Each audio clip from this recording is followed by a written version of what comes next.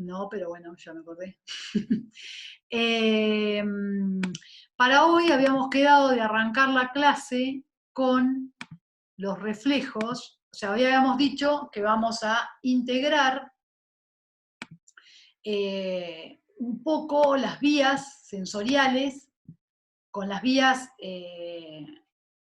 eferentes, motora y autónoma, y vamos a dar algunos ejemplos de los más conocidos o de los más estudiados, por decirlo de alguna manera, y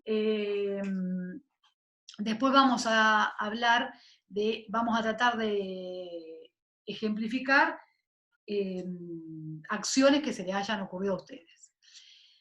En general, cuando hablamos de un arco reflejo o de una respuesta refleja, decimos que son, como les decía ayer, respuestas estereotipadas. Estereotipadas quiere decir que son siempre iguales o medianamente parecidas, se repiten en todas las personas, se repiten bastante parecidos, y están las estructuras involucradas son un receptor sensorial, una fibra aferente, que son lo que hablábamos, las neuronas sensoriales que llevan la información hacia el sistema nervioso central, una neurona localizada en el sistema nervioso central, que puede ser en algún núcleo subcortical o en la médula espinal, y una fibra eferente que se comunica con un efector que va a generar la respuesta refleja. Esa fibra eferente puede ser o una vía motora, y entonces el efector va a ser el músculo esquelético, o una vía autónoma, y entonces el efector va a ser el músculo liso, el músculo cardíaco o una glándula. Entonces, fíjense, acá hay una integración. En este lugar, en el centro, digamos, en el sistema nervioso central, es donde la información se decodifica y se integra, y hay una respuesta, como los ejemplos que vimos el otro día. Vamos a hablar, bueno, acá son unas imágenes de las neuronas, no importa ahora. Vamos a hablar de lo que se llama el reflejo flexor, que es una respuesta. También algunos lo llaman como automática, fíjense que ya la habían ilustrado o la habían individuado en el 1662 con un mecanismo automático de reacción ante eventos externos, y hoy les digo que el evento externo que desencadena este reflejo flexor, o de retirada también se llama, es un estímulo que genera dolor, o sea, un estímulo nociceptivo o un estímulo de daño, como lo que les comenté en las clases anteriores.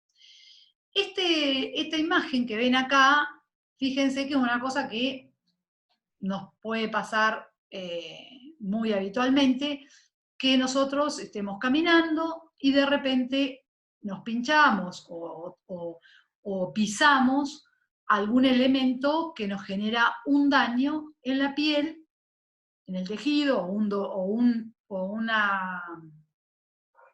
una sensación que en general nosotros asociamos a una sensación displacentera que denominamos dolor. En ese caso, ¿cuál es la respuesta refleja flexora que se genera? Es esta que ven en esta imagen. Por un lado, esta pierna donde se generó el estímulo sensorial se levanta en forma refleja. Esto no es voluntario, siempre vamos a hacer eso, aunque no querramos. Y la otra pierna, la pierna contralateral, también sufre o es informada, vamos a ver cómo, para poder mantener, digamos, se acomoda de alguna manera para soportar ahora un mayor peso de nuestro cuerpo que antes estaba soportado en las dos piernas. ¿Sí? Entonces, esta se flexiona y esta, podemos decir, se extiende o se contraen los músculos extensores para soportar el peso del cuerpo. Entonces, como mínimo, nosotros cuando en los movimientos motores tenemos músculos que son flexores y músculos que son extensores, ¿sí? En este caso, en la pierna que recibió el estímulo nocivo, se contrae, la respuesta refleja es la contracción del músculo flexor y la relajación del músculo extensor. En la pierna contralateral pasa lo contrario. Se contrae el extensor y se relaja el flexor. Parece un trabalenguas, pero si ustedes lo piensan, no lo es. Y eso nos permite acomodar el cuerpo de esta manera que a veces nos pasa que si esta respuesta no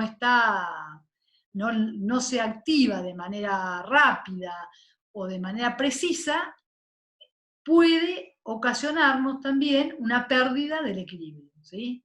Porque acá la información es muy compleja, que llega desde la vía también sensorial, y empieza a poner y genera, esto es lo mínimo que vemos, pero también hay un reacomodamiento de otros músculos para mantener el equilibrio. Entonces ahora miremos cómo es el circuito, ¿sí? Teniendo en mente esto, sin olvidarnos de esto, que tenemos un receptor, una fibra aferente, una neurona central, una fibra eferente y un efector, veamos cómo es el circuito real de este arco reflejo. Recuerden siempre que como estamos hablando acá del músculo efector, la vía eferente va a ser la vía eferente motora, esta que inerva al músculo esquelético. Bien, fíjense, ¿qué vemos acá? En este caso, a ver si, esperen que voy a mostrarles esta que está completa. Acá tienen, después vamos acá a lo más finito de un solo lado. Quería mostrarles esto. Esto es otro dibujo de lo mismo. La vía aferente sensorial viene de un pie. Y entra a la médula por lo que se llama el asta dorsal, por esta zona, que es la zona posterior de la médula, donde entran todas las aferencias sensoriales, siempre entran por la parte posterior de la médula, y fíjense, se ramifica en varias ramificaciones y empieza a toma contacto con varias interneuronas. ¿Se acuerdan que yo les dije que las neuronas ayer, que se encuentran su soma y su axón dentro de lo que sería el sistema nervioso central, las denominamos interneuronas? Entonces, fíjense, una ramificación toma contacto con estas neuronas, una neurona, ven que están diferenciadas entre neuronas rojas y neuronas negras. Las neuronas negras tienen un menos y son inhibitorias. Quiere decir que van a generar sobre la neurona esta color violeta, que es una neurona motora, que es la que finalmente lleva su axón hacia los músculos, esta va a generar un potencial postsináptico inhibitorio. Mientras que las rojas van a generar potenciales postsinápticos excitatorios. Bien digo. ¿Hasta ahí estamos? Analicemos un poco cómo se organiza esto. Fíjense, si nosotros vuelvo a esta que se ve bien. Si volvemos, si vemos esto, lo que tiene, digamos, la aferencia sensorial es clara y ahora después la podemos analizar. Es un estímulo de dolor, un estímulo nocivo que va a generar en las neuronas que se llaman nociceptivas, que tienen canales iónicos, que responden a esa señal, van a generar un potencial de receptor en la zona periférica. Ese potencial de receptores va a ser codificado por una frecuencia de potenciales de acción que va a ser autopropagada por esta neurona pseudomonopolar hasta que llega a la médula. ¿Sí? Esa es la que trae la información. Y ahora la información va a ser comunicada. ¿A quién tiene que ser comunicada? A neuronas motoras que tendrán que, en esta pierna, o sea, en la pierna que recibió el estímulo nociceptivo, van a activar o contraer el músculo flexor y van a relajar el extensor. Entonces, si miramos en el circuito, fíjense qué ocurre. Podemos mirar acá. Esta primera bifurcación en estas dos ramas.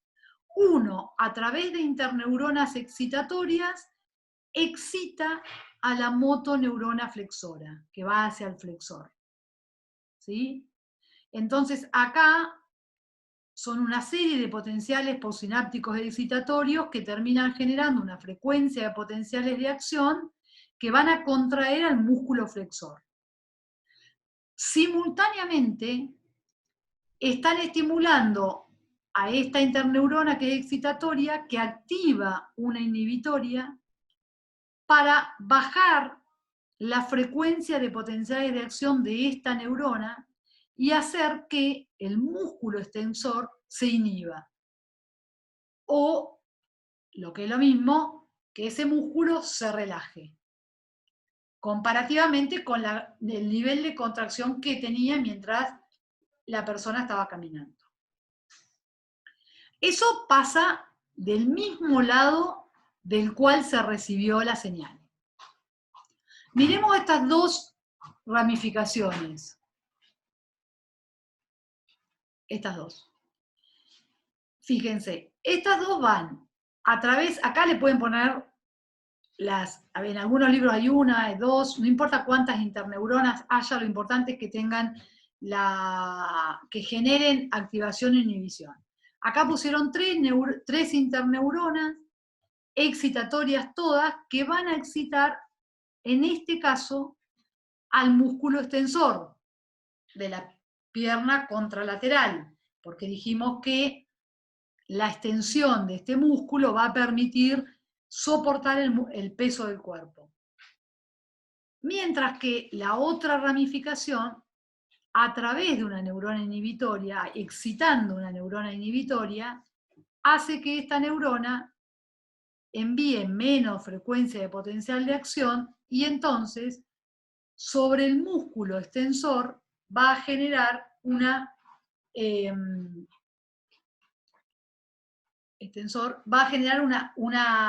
inhibición del... No, perdón.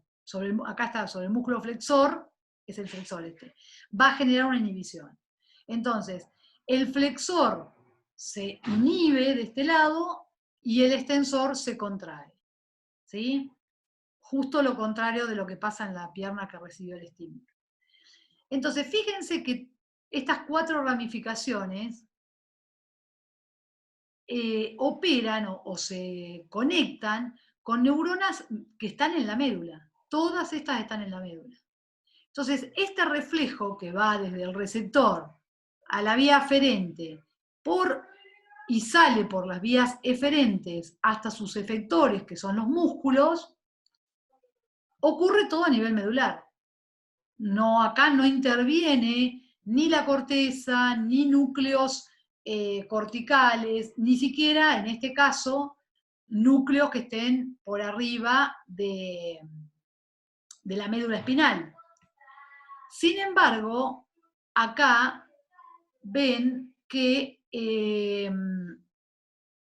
otra de las ramificaciones de esta neurona se comunica con una neurona medular y esta neurona sigue así como hacia arriba.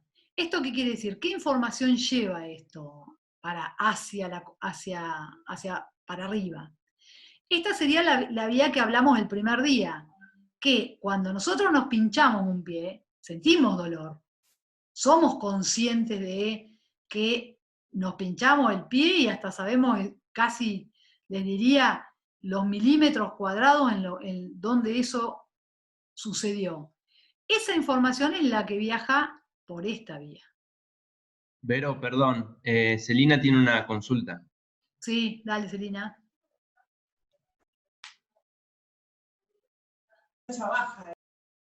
¿Cómo? No, no te estoy escuchando.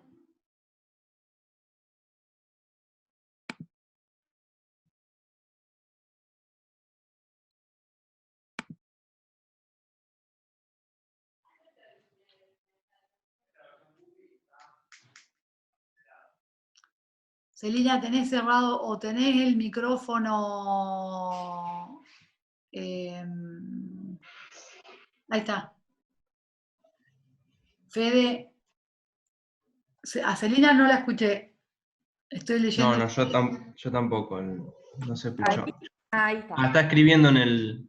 Sí, estaba escribiendo, pero ahí acomodé el... Dale. ¿Me escuchan ahí? Bueno, lo que estaba pensando era que a ver si la parte donde están las interneuronas y se dan las vías, tanto de entrada como de respuesta, van Sí. a ser, en ese caso, involuntarias porque no llegan a la parte de la corteza. A ver, por ahí lo que va, eso lo que confunde es con lo involuntario. En realidad la aferencia sensorial, lo que sería más correcto decir es, digamos, es que es inconsciente. A ver, espera, déjame que voy a compartir de nuevo la pantalla. O sea, en un cachito se va a cortar, chicos, porque arranqué antes la reunión, pero volvemos a entrar. Fíjense, toda esta parte, si no contamos esto, toda esta parte es inconsciente. Va a ocurrir independientemente de nuestra conciencia. Es lo que le decía ayer. Por ejemplo, hay un experimento que es muy cruento, pero que se hacía hace muchos años, que se le corta una cabeza a un sapo, ¿no? Y, o sea, cortándole la cabeza significa que vos sacás prácticamente todas las neuronas superiores a la médula, le acercás a la pata un estímulo de dolor y la pata del sapo se contrae, ¿sí? Y se contrae más o menos fuerte dependiendo de cuán intenso sea el dolor. ¿Eso qué significa o qué está mostrando? Está mostrando todo este circuito que nos llega a la conciencia. Ahora, este circuito es el circuito que arma el reflejo flexor, pero además tenemos que la información adicionalmente también llega a la corteza a través de su relevo, como dijimos el otro día. Esto va al tálamo y del tálamo a la corteza y lo percibimos como un dolor y eso tal vez genere una respuesta, como les decía, conductual diferente en cada uno de nosotros. Uno puede ser que siga caminando porque nada, porque no le dio mucha importancia, otro puede ser que se vaya a desinfectar, otro puede ser que se largue a llorar, qué sé yo. Eso va a ser en el momento de que nosotros seamos conscientes, más que voluntario, porque acá no hay nada voluntario, ¿sí? Lo voluntario, digamos, lo voluntario acá era que estábamos caminando y no vimos este elemento y lo pisamos, ¿sí? o lo vimos y lo tuvimos que pisar indefectiblemente. Si querés, esa es nuestra acción voluntaria. Ahora, todo lo que se desencadena como respuesta, uno puede...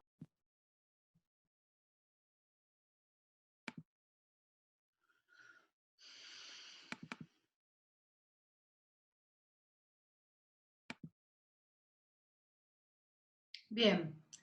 Entonces les decía, no sé si, Celina, si quedó claro.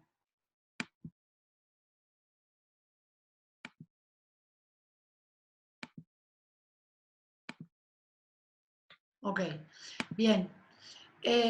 Bueno, este es un reflejo complejo, como verán, pero si ustedes se ponen a pensar, tienen todas las herramientas, saben todo lo que ocurre en cuanto a procesos moleculares y celulares para que esto funcione, ¿sí? Esto que yo les puse, se los grafiqué con el ejemplo de las piernas, se puede dar también con la mano, en la mano que llama decía reflejo de retirada, y es parecido. Hay que distinguir en cada reflejo, en cada parte, cuáles son los músculos extensores y flexores para que ese movimiento se genere, ¿sí? Arranqué por el más difícil porque es al inicio de la clase, para que estén, es donde estamos todos más frescos. Y ahora vamos a mostrar uno que es mucho más sencillo. Y se entendió, si no, seguimos, lo podemos volver a ver. ¿Todos lo entendieron? ¿Alguien tiene alguna pregunta? Me voy, Ramiro dice, esto quiere decir que músculos esqueléticos pueden recibir señales de neutronas que salen de la médula. ¿Esto es una afirmación, Ramiro? Ah, una pregunta. Sí. ¿Te acordás que cuando vimos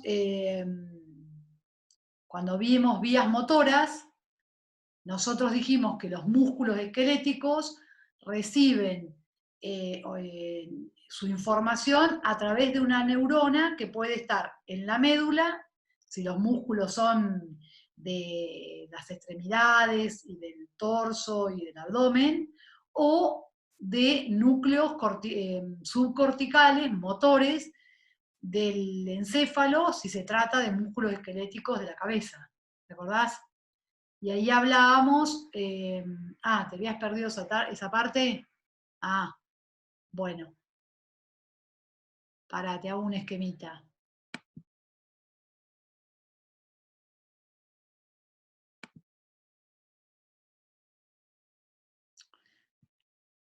Esa parte, no sé si hay algún otro que se la perdió, pero era como la más fácil. En nuestro esquema, esto era la corteza, esto es la médula, y dijimos que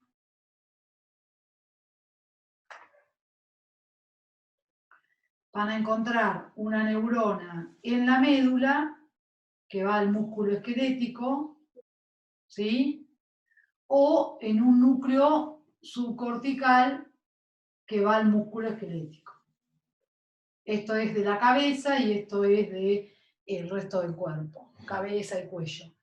Estos núcleos pueden estar, les decía, en la médula o en el encéfalo subcortical, y en todos los movimientos voluntarios, la neurona cortical conecta con estas que se llaman alfa motoneurona.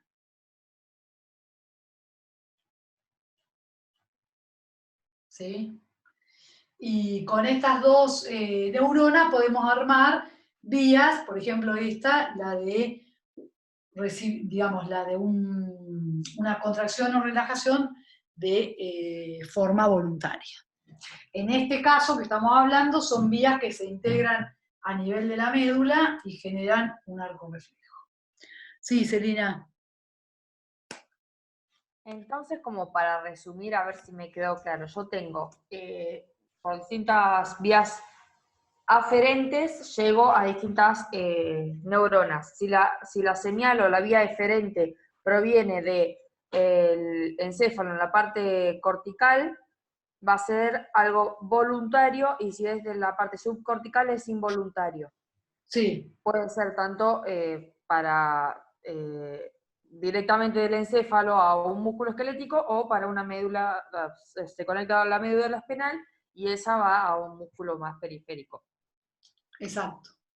Y después, en este caso, en este último caso del que se pincha, esta vía aferente llega directamente al nivel no solamente de médula espinal, también puede llegar a cortical o subcortical, pero en la parte donde llega a la médula espinal y da una respuesta a nivel medular, es no involuntario, sino inconsciente. A ver, repetí lo que dijiste. Porque hay parte involuntaria y parte voluntaria, y aparte de eso está la parte consciente e inconsciente, ¿no? ¿Dónde ves la parte voluntaria en este ejemplo? En este caso no tengo parte voluntaria, no sé, cuando yo después me suba la información por la médula espinal y llegue al encéfalo, podría ser una parte consciente o voluntaria. Pero la parte inconsciente es a nivel medular de la médula espinal. Claro, por ahí lo que para mí lo que es confuso, si ustedes lo entienden, no es tan grave, pero lo que es confuso es que vos digas consciente o voluntario. O sea, porque los puede llevar a confundir. Les voy a hacer el esquema entero para que lo entendamos bien. Un segundito.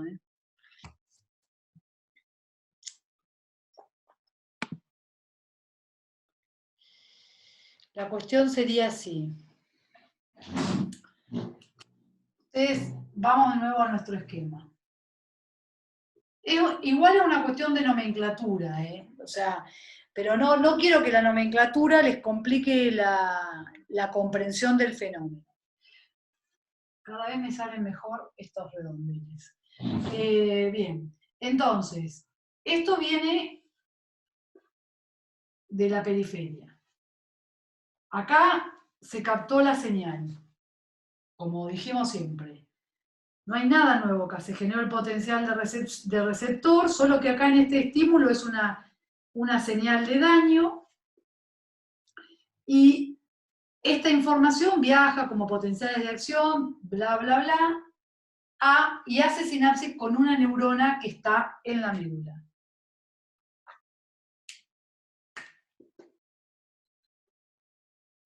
Esta neurona, y acá todo lo que vimos de reflejo flexor.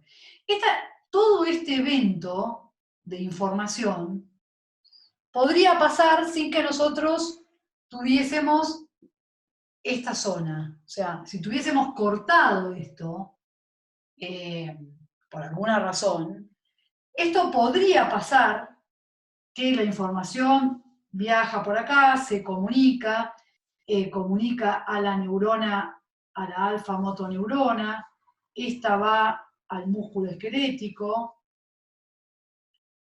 esta también, voy a agrandar la médula, esta también tiene una ramificación que va a una neurona inhibitoria que inhibe a la motoneurona que va al otro músculo, ¿no? Entonces, este queda inhibido o relajado y este queda contraído. Este era el flexor, este era el extensor. Esto del mismo lado, les hago simplificada solo la parte de la pierna que se levantó. Ahora, esa misma información sigue, como la primer vía que vimos cuando les dije la vía del dolor, esto sigue, va al tálamo, y del tálamo va a la corteza.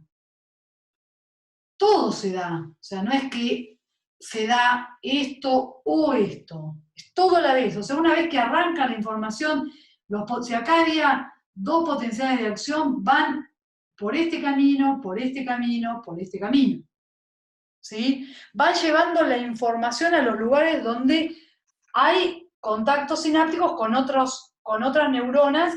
En este caso, en lo que se da en la parte del reflejo, el contacto lo toma con alfa motoneuronas y su función es hacer que este músculo se contraiga y hacer que este otro se relaje.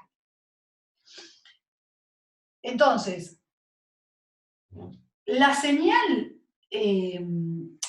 a la entrada, a ver si le queremos poner las palabras que vos estás diciendo, la señal a la entrada es inconsciente, porque esto que está pasando acá a nivel de la neurona pseudomonopolar no está llegando hasta acá, ¿no? A la corteza. Entonces, esto es inconsciente. Esta transmisión también es inconsciente. La conciencia de esta señal aparece si esta vía está activa.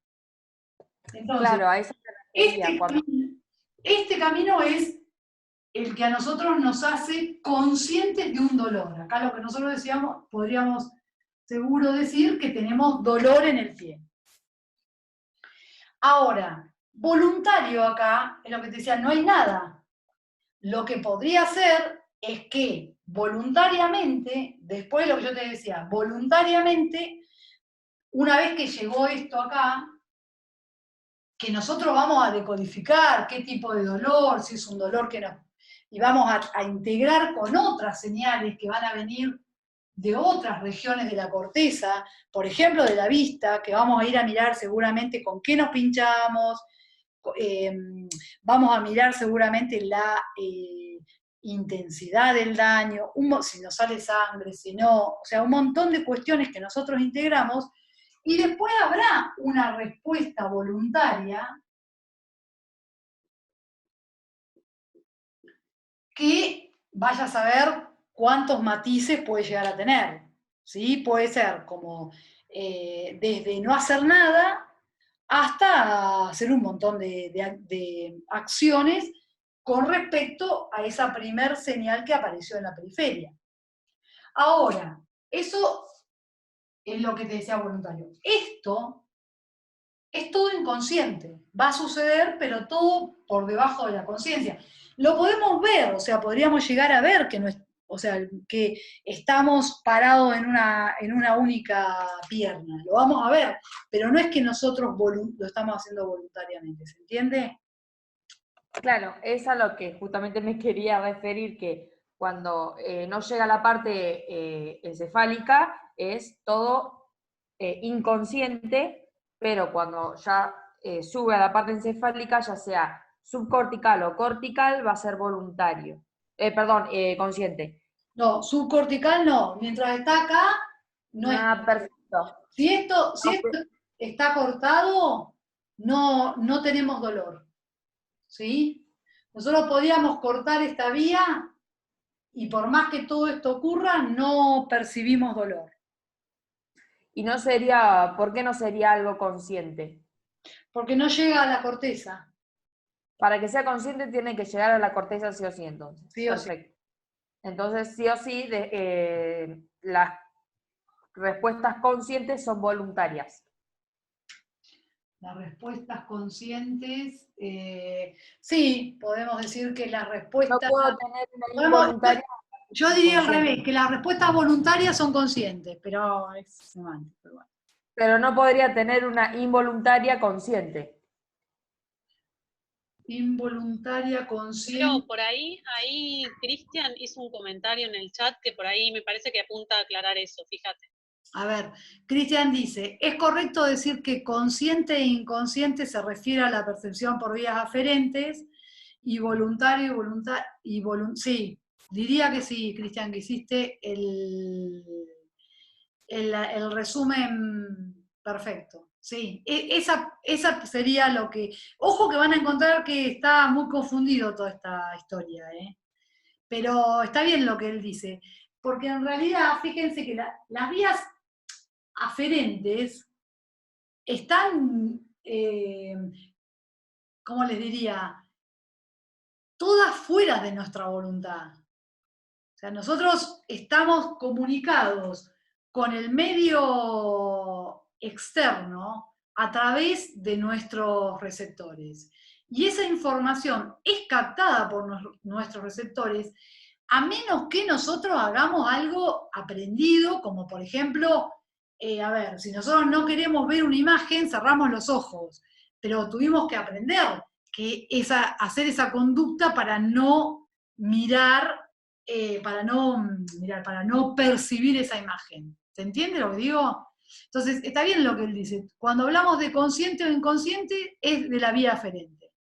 Si la vía aferente llega acá, vamos a ser conscientes de ese estímulo o de esa señal. Si la vía aferente no llega, no vamos a ser conscientes. O, mejor dicho, más que no llega o llega, es de la parte que se integra en regiones subcorticales, no somos conscientes de esos eventos. Ahora, cuando hablamos de las vías eferentes, la motora y la autónoma, podríamos decir, y ahí está bien lo que vos decís, lo voluntario y lo involuntario. Y acá estaríamos, la vía motora tiene una componente que es voluntaria y otras componentes que son involuntarias, y las vías autónomas son todas involuntarias. Creo que ese sería un resumen. ¿Se entiende? Me refería a que no existiría...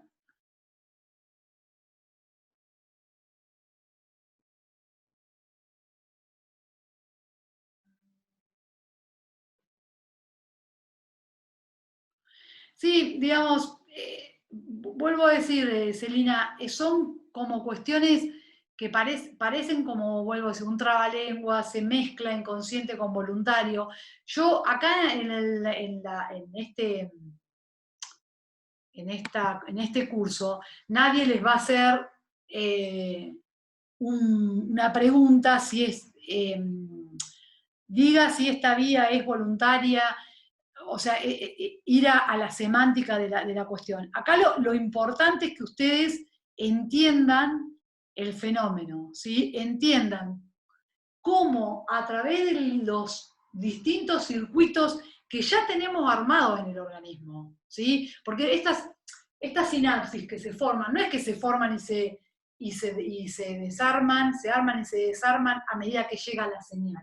El circuito está armado. La cuestión es qué respuestas se desencadenan cuando llega una información aferente. Y son, en general, más de una. Fíjense que yo acá les nombré 3 por lo menos. O 2 respuestas por lo menos. Llega la información, tienen una percepción de dolor y tienen una respuesta refleja. Y además podría haber una respuesta voluntaria desencadenada por haber recibido una señal de daño. Mucho más compleja esa voluntaria, ¿no? Y no estereotipada. ¿Se entiende? ¿El resto de los estudiantes tiene alguna duda? Pero yo creo que se pueden quedar con el resumen este que hizo Cristian, que está bien. Esto los ayuda a pensar esto. Celina, ¿estamos de acuerdo?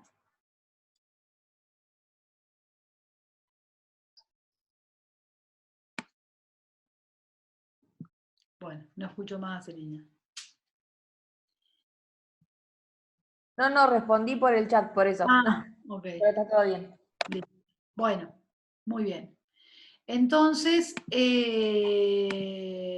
seguimos con un reflejo que va a ser mucho más fácil. Va, igual. ¿Qué te estoy comiendo? A ver.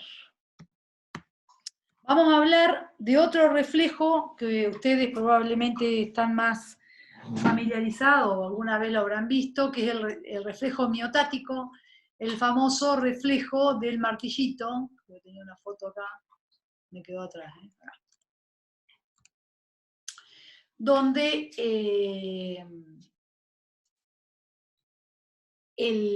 se usa, este se llama reflejo patelar o reflejo miotático. También se usa, como les decía el otro día, se usa como método de diagnóstico para, digamos, de alguna manera monitorear la integridad de determinadas regiones medulares, ¿sí? Entonces, fíjense, acá tienen uno bien simple, ¿no?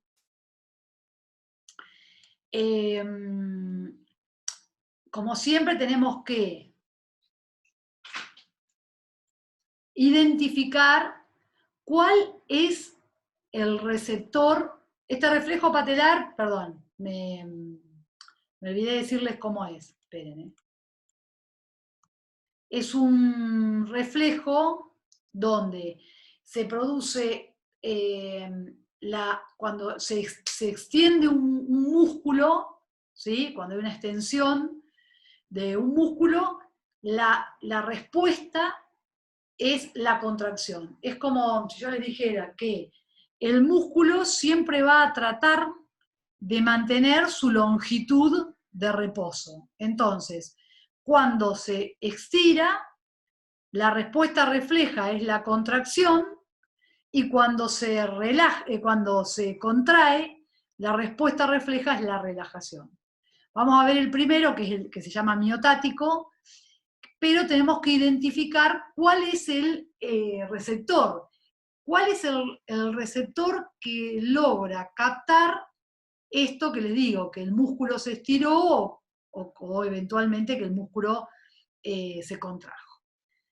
Si hablamos en el caso de cuando el músculo se estira, el receptor que tienen los músculos esqueléticos es una estructura compleja que se llama uso muscular. Tiene este es el diagrama del uso muscular, y fíjense que son células de músculo especializadas, no contráctiles, no tienen una función contráctil en el músculo, y tienen una función de sensor de estiramiento. ¿Cómo funcionan? Fíjense que esto que ven acá, estas líneas negras, son las terminales periféricas de la neurona pseudomonopolar que vimos típicas de las vías aferentes, ¿no? Solo que estas, en particular, tienen una característica que se van así como enrollando a lo largo de esas células, y funcionan cuando el uso muscular se estira, ¿sí? Generan un potencial de receptor generado por canales iónicos que son activados por el estiramiento, ¿sí? Y ese potencial de receptor se va a codificar en una frecuencia de potenciales de acción, que no vamos a entrar mucho en detalle, que viaja, fíjense acá está, que viaja por la neurona pseudomonopolar. De la misma manera que estuvimos diciendo hoy. ¿Qué ocurre con esa información? Se integra a nivel medular con una neurona, alfa motoneurona, que inerva al mismo músculo del cual partió esa señal de estiramiento. O sea, el uso muscular está localizado en los músculos, adentro de los músculos, es el sensor de estiramiento. Cuando se estira el músculo, se activa, se genera entonces la activación de la señal, se transmite y se integra a nivel medular a través de una sinapsis con una alfa motoneurona que llega al músculo. ¿Qué ocurre? Acá se genera un potencial postsináptico excitatorio y se envía una señal de potencial de acción, una frecuencia de potencial de acción que va a contraer el músculo en forma refleja, ¿sí?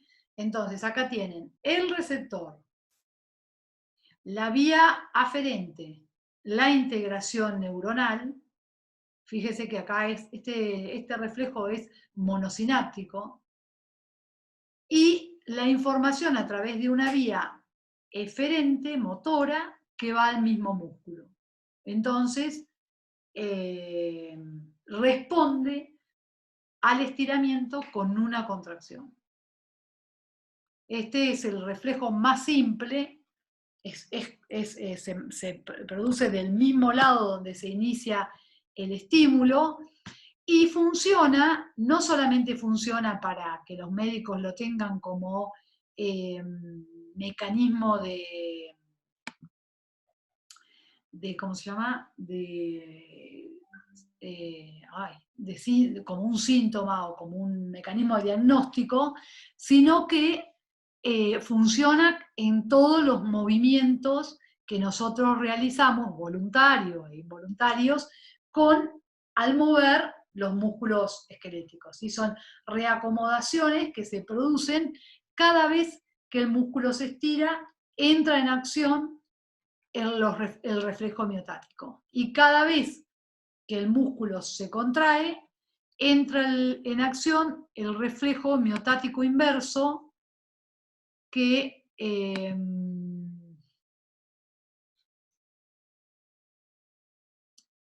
no tengo el esquemita acá, pero bueno, no importa, vamos solamente con el miotático. 18 horas.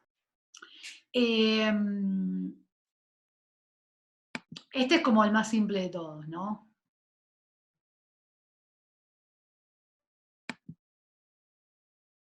Bien. Hasta ahí, ¿se entendió? Vieron que vuelve a respetar, tiene acción sobre el propio músculo.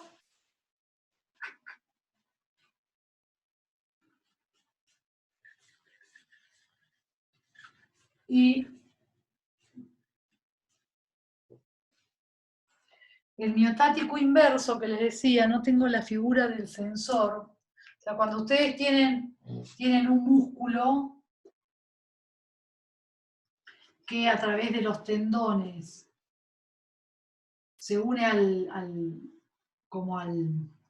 esqueleto óseo, el uso muscular, ¿sí?, está localizado adentro del músculo.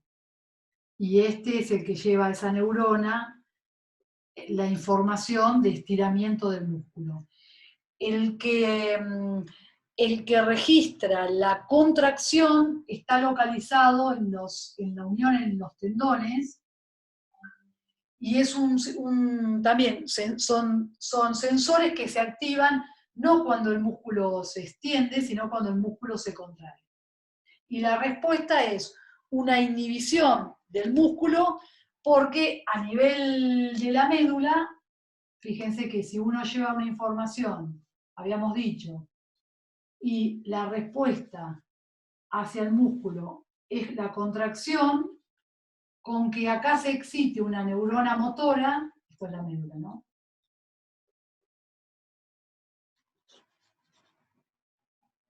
Estamos, o sea, esto se estira, se activa esta sinapsis, un potencial postsináptico excitatorio, y esto manda una frecuencia de potencial de acción para que se contraiga.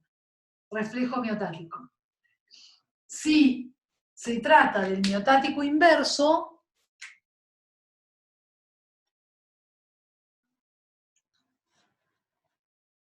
¿cómo integraremos esto acá?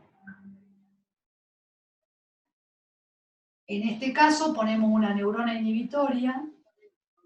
Entonces, esta activa la neurona inhibitoria y se inhibe la motoneurona, y por lo tanto el músculo se relaja como respuesta a la contracción. Fíjense que tanto el miotático como el miotático inverso son dos respuestas reflejas que tratan de mantener la longitud homeostática o de reposo del músculo, ¿sí? Esto puede de alguna manera evitar o por lo menos frenar o contraponerse a estiramientos excesivos del músculo, ¿sí? O incluso acortamientos excesivos del músculo, ¿sí? ¿Se entiende? ¿Alguna pregunta? ¿Sofía?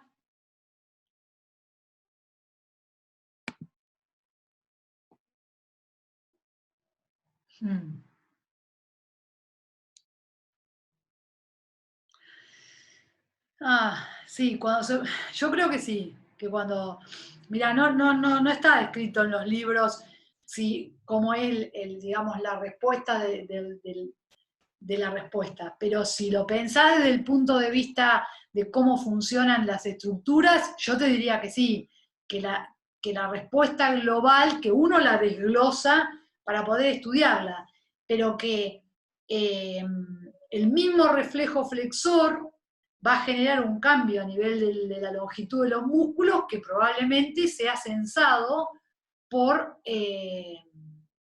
los receptores, los mecanorreceptores de estiramiento del músculo. Y también contribuyan a esa respuesta global, que si bien es estereotipada y bastante, digamos, y parecida en todos, es mucho más compleja seguramente del circuito básico, ¿no? Está bien la pregunta. Sí, claro. Exacto. Bien, es muy buena la pregunta esto que vos decís, porque vos decís, más allá de la razón por la que se mueva.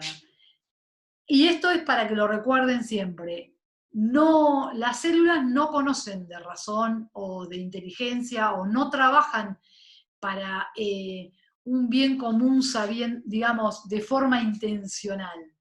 Sí, sí, todas las células, cuando el organismo trabaja fisiológicamente, trabajan para mantener la homeostasis en forma conjunta, totalmente.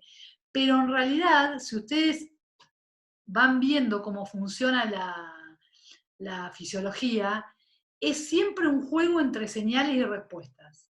Por eso le pusimos así a nuestro libro, fisiología celular, señales y respuestas, porque en realidad están bien tus dos preguntas. Es como que uno toma un punto de inicio, pero es lo que les decía el otro día, no hay un punto de inicio, es toda una dinámica que un evento va a ser señal para desencadenar una respuesta, pero esa respuesta se convierte en evento para la siguiente, ¿sí? O en evento o en estímulo. Entonces, está bien lo que decís, lo que pasa es que si nosotros encaramos cualquier estudio que vos encares con esta complejidad, no podrías realmente llegar a la nada. Entonces se va como desglosando y poniendo pseudo puntos de inicio que nos permiten desglosar el mecanismo, pero no dejan de ser pseudos puntos de inicio, ¿sí? Es como la pregunta que hizo, no me acuerdo si Ramiro o quién, el primer día, ¿cómo se activa la primer neurona de nuestra voluntad? Y qué sé yo. Y si queremos ponernos a filosofar, ¿hacemos las cosas voluntarias o en realidad eso que nosotros llamamos voluntario responde a determinados, a la integración compleja de determinadas aferencias sensoriales? No lo sé. Lo que sí sé es que, digamos, se sabe porque hay pruebas de que hay gente que, o hay algunos individuos que logran, digamos, voluntariamente incluso vencer estímulos homeostáticos muy fuertes, ¿sí? No sé, yo pienso en una persona que hace una huelga de hambre, por ejemplo, ¿no? Y no come voluntariamente y se muere. digamos, eso, digamos, voluntariamente ha involucrado una cantidad de respuestas conductuales fuertes que vencen a todos los estímulos que le va a mandar el organismo, todas las señales para forzar una respuesta diferente. ¿Sí? Bien. ¿Alguna otra pregunta?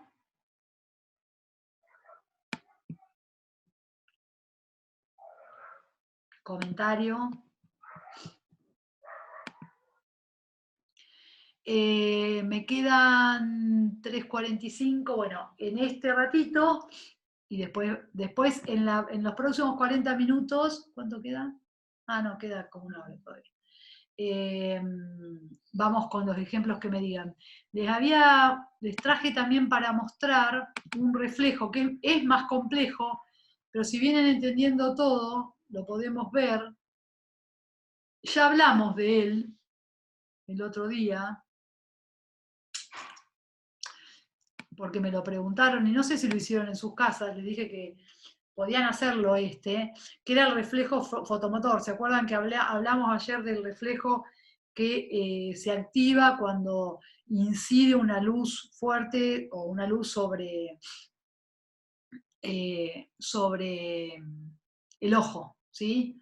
Entonces, los elementos que tenemos son, el estímulo va a ser la luz, el receptor sensorial le vamos a poner como todo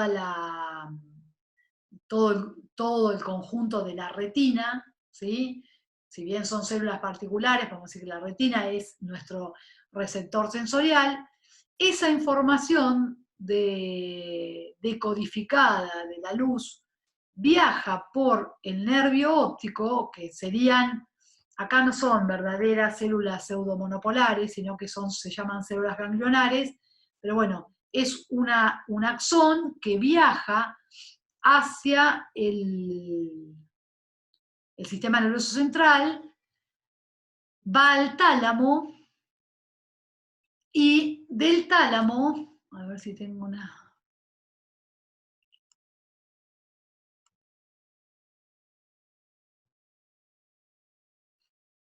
Viaja, acá tenemos los ojos, esos nervios viajan por acá, se integran en el tálamo y del tálamo van a la corteza. O sea, por acá está el tálamo, y esto que ven acá, estas fibras que se ven acá, son todas las fibras de las neuronas talámicas que van a terminar en la corteza cerebral que nos permite generar la imagen. Esto sería la vía aferente óptica. Pero esto es lo consciente. ¿Sí? Nosotros, lo que les decía, vemos que nos apuntan con una linterna o que estamos mirando un foco muy fuerte, ¿sí? Ahora se va a cortar y lo otro se los explico. Esto es la vía consciente. Acá no sabemos que además existe una respuesta refleja. Para que lo piensen ahora mientras se corta, es el efector en este reflejo es una célula de músculo liso. Entonces, ¿con qué vía aferente tendrá que conectarse la vía sensorial, que trae la información desde el ojo, para que la respuesta sea una contracción en un músculo liso localizado en el ojo? Bueno, les dejo eso para que lo piensen en estos 5 minutos que cortamos, y me lo diga alguien, y lo terminamos de ver.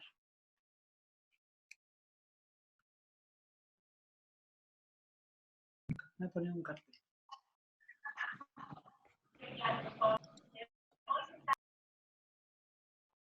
Ah, faltan alumnos. Espera.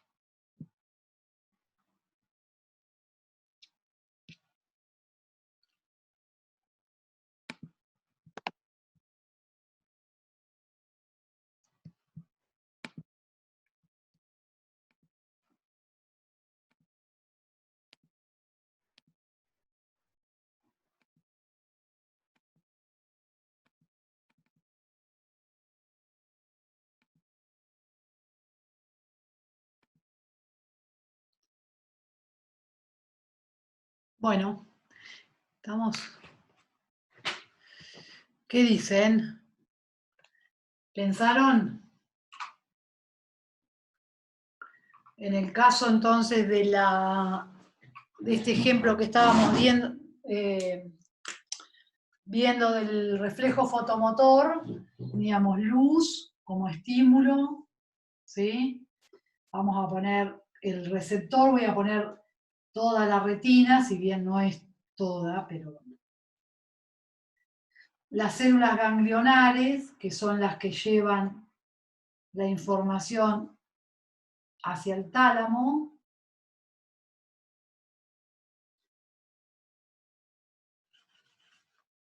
Voy a poner así. Tálamo.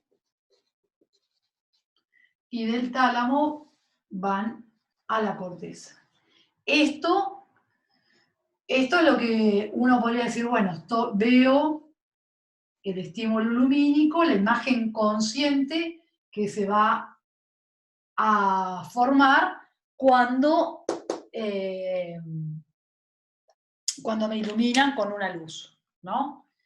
Pero dijimos que eso genera una contracción de un músculo liso que regula el diámetro de la pupila del iris. Entonces, la pregunta que les hice es, acá tenemos el receptor, la vía aferente, la integración, vamos a ver acá qué decimos de la integración a nivel central, ¿y cuál es la vía eferente? Aunque no sepan nada del reflejo fotomotor, ya pueden saber cuál es la vía eferente. Celina. La vía eferente en este caso no tendría que ir, bajar a la... Bueno, no es necesario bajar porque está en la parte del tálamo y de la cabeza, digamos, la retina. Entonces tendríamos que tener una vía eferente a partir de un ganglio, ¿no?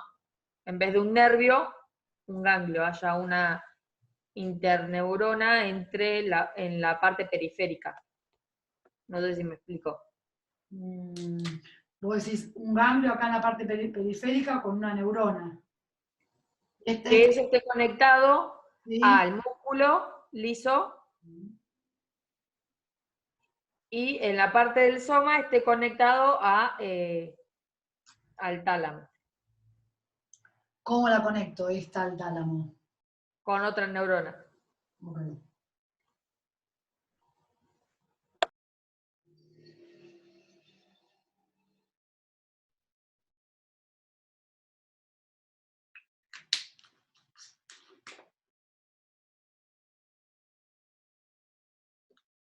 Acá la diferencia que hay es que en realidad esta neurona no está en el tálamo, es una cuestión solo anatómica. No está estrictamente en el tálamo, lo voy a poner bien para que... Está en otro núcleo, no importa. Y lo que ocurre es que las neuronas talámicas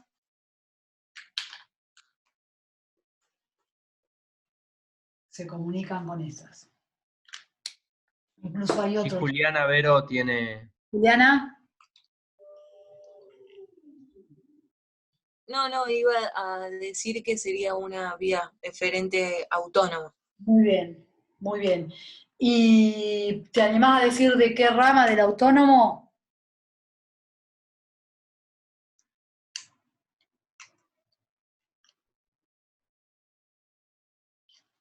Sí. Bien. ¿Por qué, Cristian? ¿Por qué te parece que es parasimpática? ¿Cómo podrías sacarlo que es parasimpática?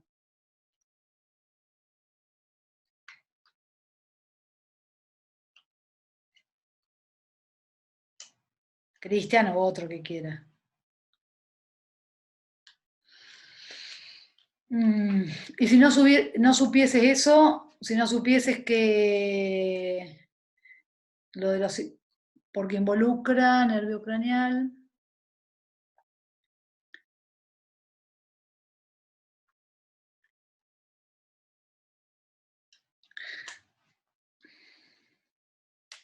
Claro, pero ahí ya tenés que tener otra información. Acá, ¿se acuerdan que yo les dije ayer, exacto, Lucrecia ahí dijo, que las neuronas parasimpáticas, preganglionares, se localizaban en el tallo cerebral o en la médula sacra. Y las simpáticas a nivel de la médula. Y entonces, acá podrían, digamos, decirlo, no tienen la certeza, pero la ubicación anatómica les permite suponer que esta vía va a ser parasimpática. De hecho, este es un núcleo que va a estar en el tallo cerebral. Bien, fíjense acá entonces, en respecto... Bien. Se ve que la naturaleza ha ido probando y ha encontrado que tiene algunos sentidos. Fíjense, una cosa importante.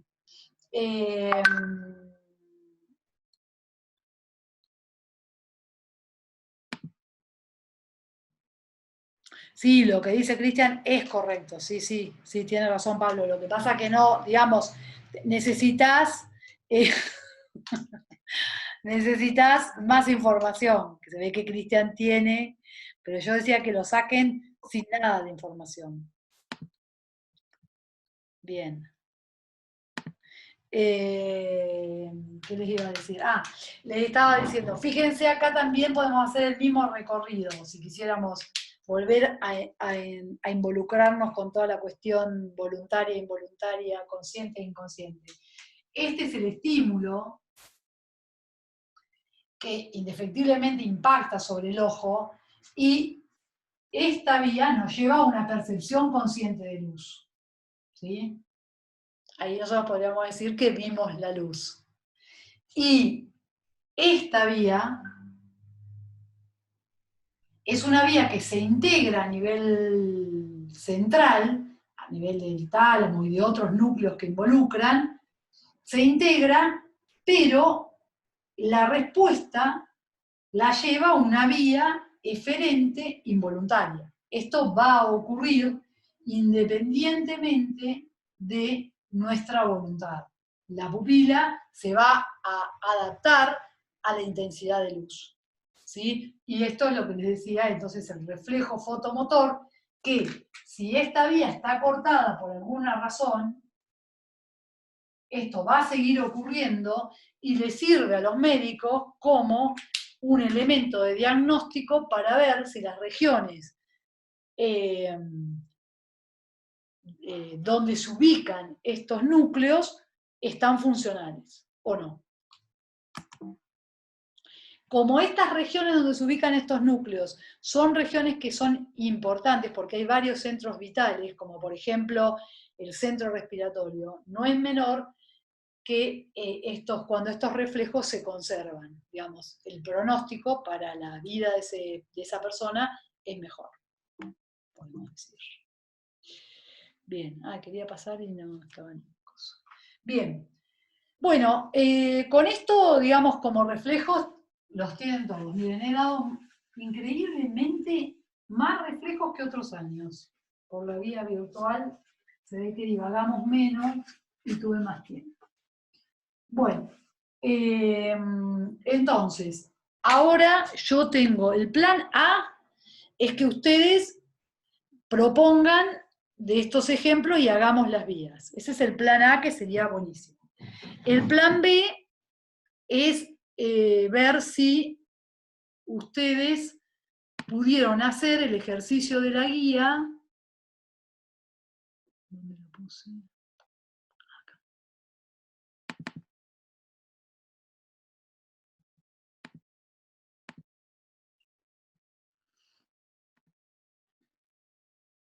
Este que les había puesto al final como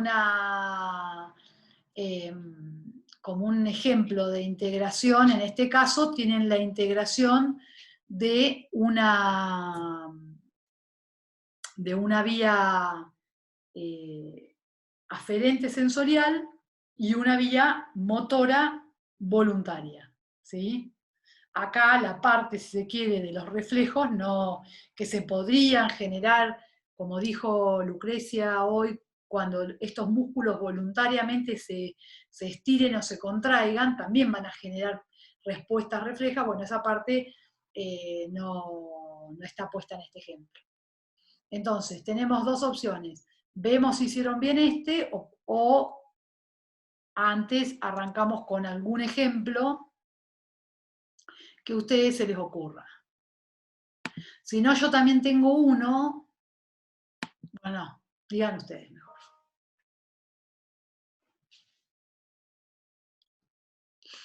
El problema es que acá yo no los puedo presionar, como los presionamos en la clase, y los miramos así. A ver, Melina, ¿qué dice? Profe, el otro día te pregunté por el parpadeo de los ojos, sí. El parpadeo de los ojos, bien, les voy a mostrar. A Ramiro se le ocurrió el mismo, listo. Esperen que les tengo que mostrar. Me dan un segundito que voy a abrir donde yo tenía... a ver acá. No.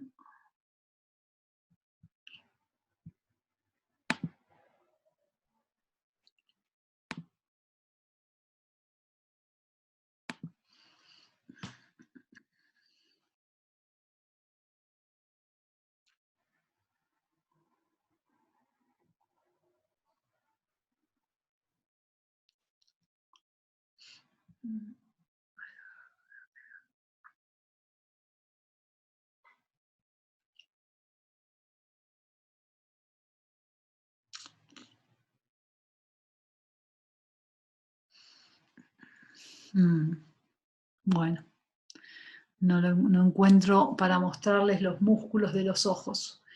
¿Dónde se ubican? Bueno,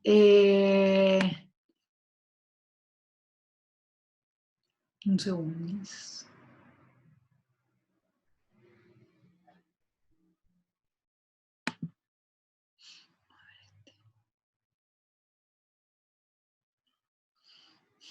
No.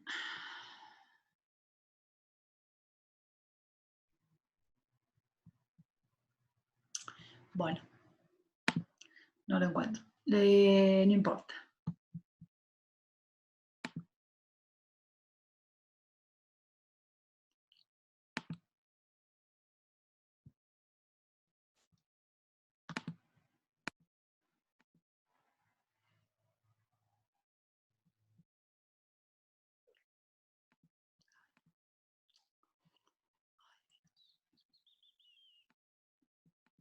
Perdonen, toqué mal. Ahí está. Bueno. Lo de los ojos, ahora voy, Cristian.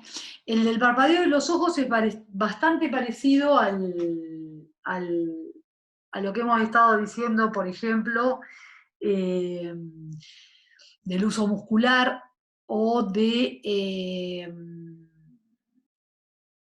a ver, como si fuera el reflejo miotático en realidad. Lo que pasa es que el párpado, o sea, el cerrado y abierto del párpado lo comanda una serie, quería buscar la imagen pero no la encuentro, de músculos que están localizados como unidos a la órbita del ojo, ¿sí? Y van comandando la contracción y relajación de esos músculos, van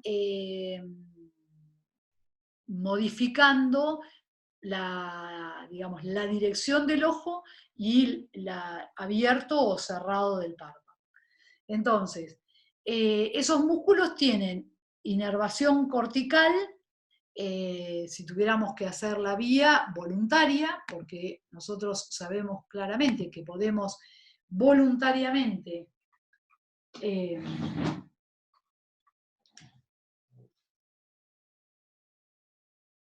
supóngase que esos son, vamos a representar el músculo esquelético elevador del párpado, no me salía el nombre, el músculo elevador del párpado, ese va a estar conectado con una motoneurona que va por un nervio craneal, ¿sí? Y este va a tener una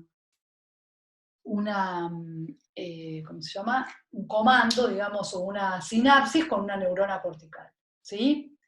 Entonces, esto sería la parte, esta vía sería la parte voluntaria del movimiento del párpado. Ahora, esta motoneurona, ¿con quién va a estar conectada?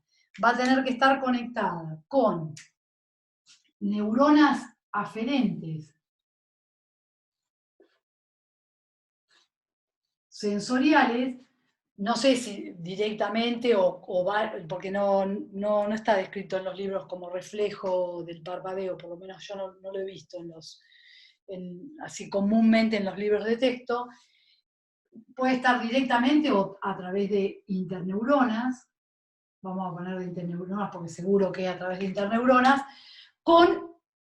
esta va a traer información. A ver, ¿quién dice? ¿Alguien dijo algo? No. Bueno. Con información de la periferia del ojo. ¿Dónde va a estar esta terminal? Esta terminal nerviosa son terminales que inervan digamos, la superficie del ojo. No sé si están localizadas en qué región estrictamente, no lo sé, pero, digamos, está relacionada con estímulos que pueden ser de estímulos dañinos hasta estímulos mecánicos, ¿sí? Que nos generan como respuesta un parpadeo o un movimiento del párpado en forma refleja, ¿sí? La lógica es la misma. Es una neurona aferente que trae sensaciones yo creo que pueden ser de daño o mecanosensibles, y se conectan a través de una o más interneuronas con la neurona motora, y esa contrae o relaja al músculo esquelético elevador del párpado. ¿Sí?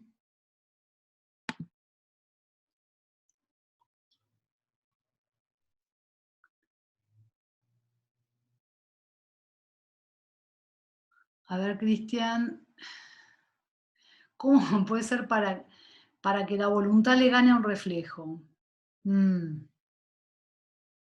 Bien. Bueno, la pregunta de Cristian está buena, la verdad. Ay, ya lo ¿Qué pasó? estoy escribiendo para ponerlo en el chat mientras vos hablabas.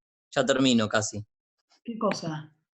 La respuesta a la pregunta de Cristian. Mientras vos hablabas del otro ejemplo, yo iba avanzando sobre el que preguntó Cristian. Buenísimo. Ya casi lo escribo, lo mando. Bueno, Un segundo. bien.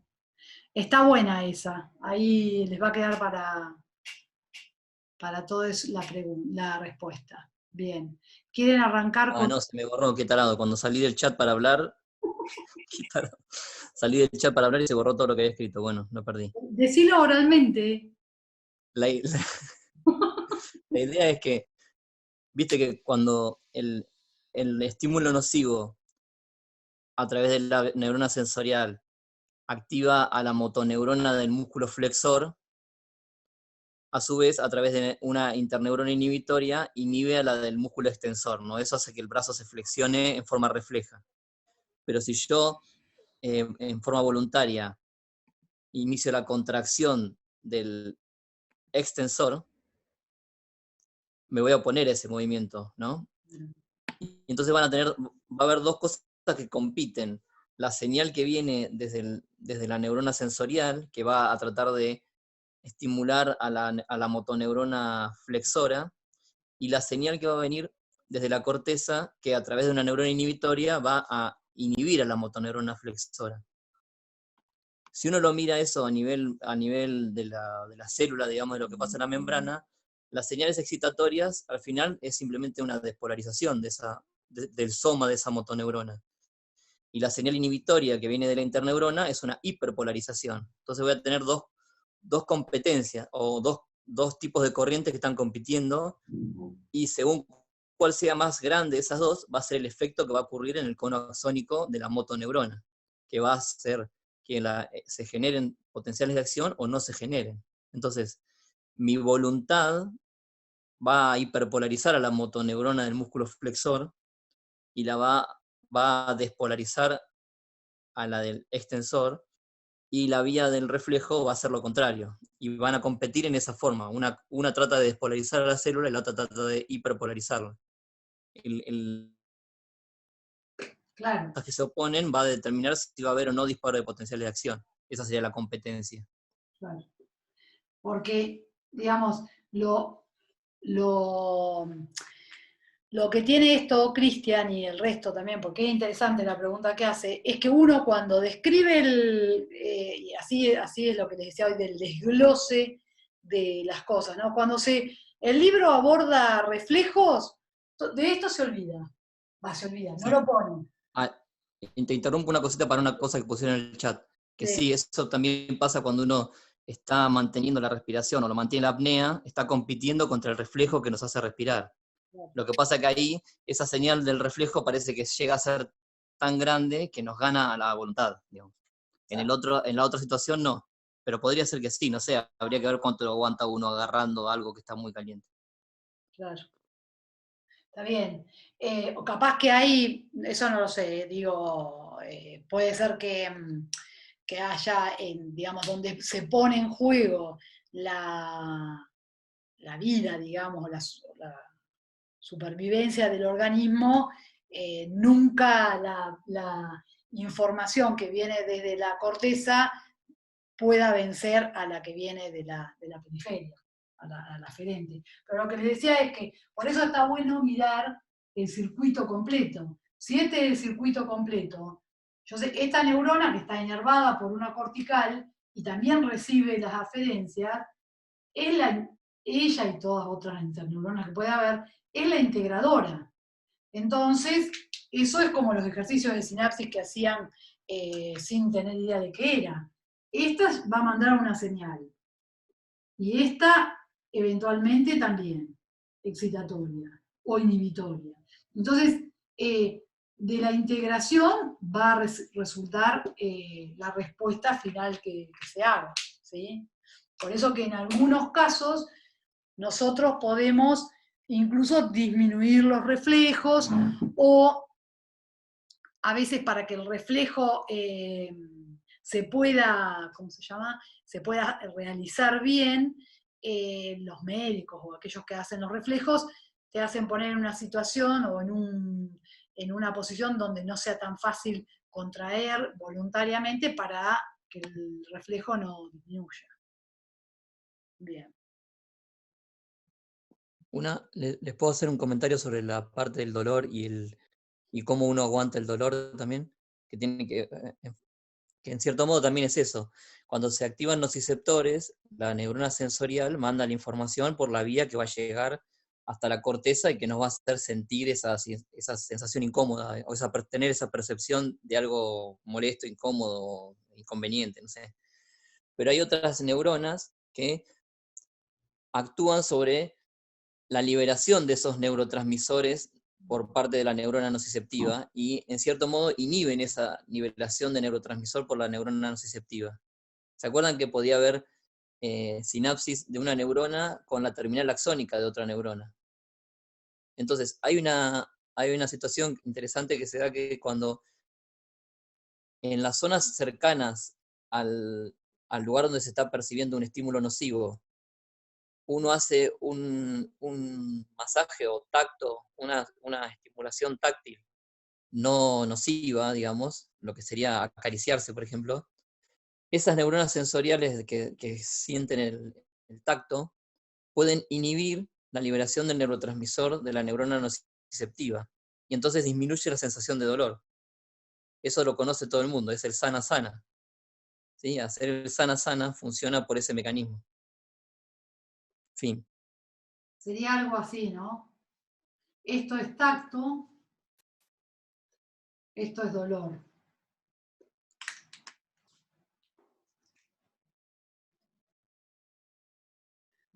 Más que dolor es, bueno, daño, ¿no? ¿Cómo pone dolor ahí? Entonces, esta viene por acá, la información, y se va a integrar con la neurona medular, que va a llevar al tálamo, y de ahí a la corteza. Pero lo que dice Pablo es que si esta neurona, fíjense, si esta neurona en su sinapsis le llega una aferente que inhibe la liberación, por más que acá haya una señal, si acá hay una señal de una determinada magnitud, viene una frecuencia de potencial de acción que va a ser codificada acá con una liberación, pero si en esta zona hay una inhibición, el neurotransmisor va a ser menos de lo que la señal le está indicando. Y por lo tanto, se está, digamos, de alguna manera frenando la información de dolor que llega de la periferia.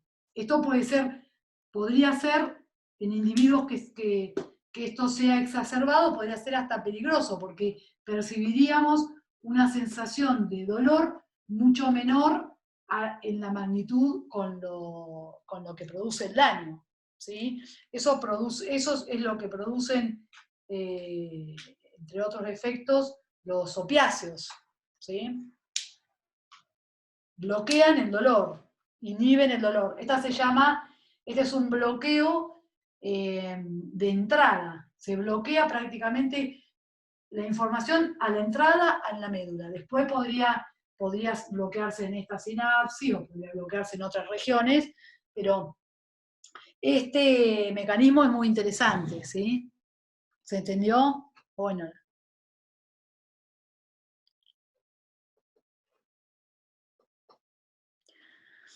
Bien. Que dice Sofía, yo había pensado en cuando te vas a dormir es voluntario, porque ponele, uno puede estar muriendo de sueño e intenta no dormir. O al revés. Bien. La cuestión cuenta como ejemplo, pero es más complejo. Te puedo decir... bueno, espera que le contesto mínimamente a Sofía. La inducción del sueño, Sofía, es compleja. Pero lo que te puedo decir, hasta donde yo sé, es que aparentemente hay, digamos, dos factores que son importantes. Uno son las hormonas que libera la glándula pineal, que es una glándula que está en el encéfalo y libera melatonina, ¿sí? Esa glándula recibe aferencias sensoriales de la vista, ¿sí?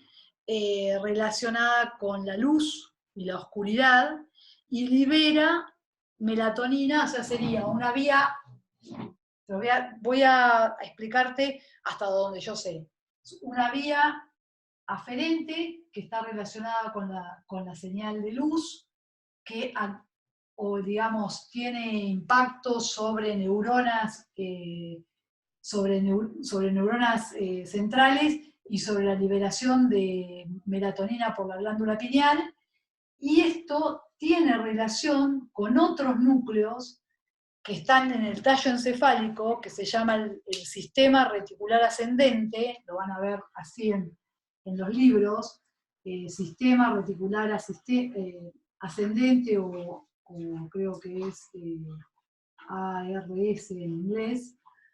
Y estas neuronas que están en esos núcleos, cuando reciben señales, por lo menos te digo, de la glándula pineal y de otras regiones, envían información a distintas áreas corticales que,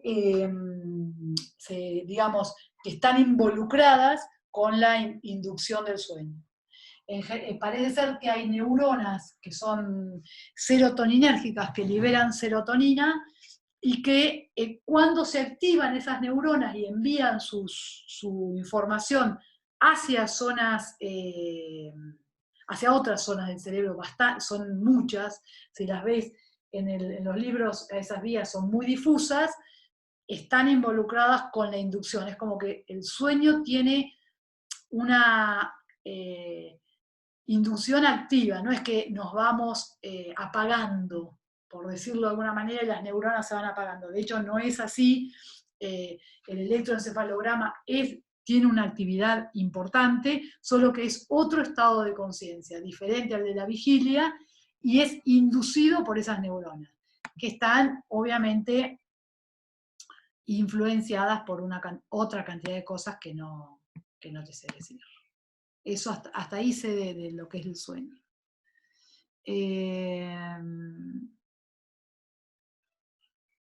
Bien. Sí, la inducción del sueño es súper interesante, súper. Pero es interesante no pensarla como una cosa que todo se va apagando, sino que si vos ves la actividad cerebral que hay durante el sueño, una actividad cerebral intensa, ¿sí? Diferente pero intensa. Bien. Volver a repetir cómo se bloquea el dolor. El bloqueo del dolor se bloquea por lo que dijo Pablo, es a la entrada de la neurona pseudomonopolar, hay otra neurona, por lo menos otra, que viene de estímulos de tacto, que puede liberar neurotransmisor para hacer que en el axón se genere una despolarización menor y por lo tanto una menor cantidad de neurotransmisor liberado, y por lo tanto la señal de dolor que luego se integra para ir hacia el centro es menor. Eso sería lo que se llama la teoría de compuerta del dolor. Esa, si la quieren leer, nosotros en general no la damos, pero si la quieren leer, en los libros está. Bien, ¿cuánto nos quedan? Nos quedan 5 minutos 40. Bien. ¿Alguna otra pregunta? El ejercicio que les había puesto al final, ¿lo pudieron hacer? Ese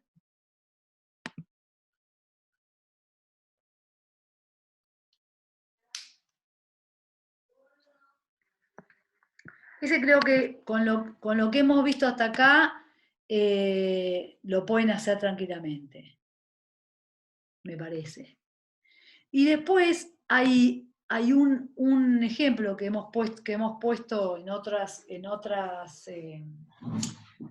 digamos, más complejo, que integra distintas vías, que son respuestas como la que hoy decía Cristian, creo que era como por ejemplo la respuesta que ya es más conductual, de miedo respecto a una señal que puede ser desde un estímulo visual o un estímulo sonoro, ¿sí? O un pensamiento, pero supongamos que es un estímulo sonoro o un estímulo visual que nosotros identificamos como peligroso. Ese estímulo, fíjense, si lo pensamos, piensen ustedes qué pasaría, qué les pasa en su organismo si de repente aparece un estímulo visual o sonoro, o ambos, qué respuestas se generan a través de vías eferentes en nuestro organismo. Cristian hoy habló algo de la respuesta de huida, ¿sí? O una respuesta que se llama de lucha o huida, que es cuando que uno de los desencadenantes pueden ser estímulos que nos generan miedo. Entonces fíjense que acá ya agarramos como una cosa más compleja. Son estímulos, pero reconocemos todos los elementos, ¿no? Aunque se complejice. Hay un estímulo que llega al sistema nervioso central, se integra con un montón de información, de contactos sinápticos con otras zonas de otras neuronas, se integra y genera respuestas que van por vías, en este caso, cuando son, como por ejemplo respuestas que pueden evocarse por vías motoras, como podría ser huir, correr, ¿sí? Como por vías autónomas, como sería la dilatación de las pupilas, de las que hablaba hoy Cristian, o podría ser el aumento de la frecuencia cardíaca, podría ser la relajación del músculo liso de los bronquios,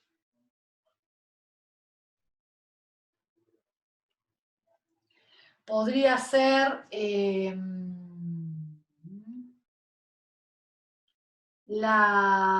otra cosa puede ser? El aumento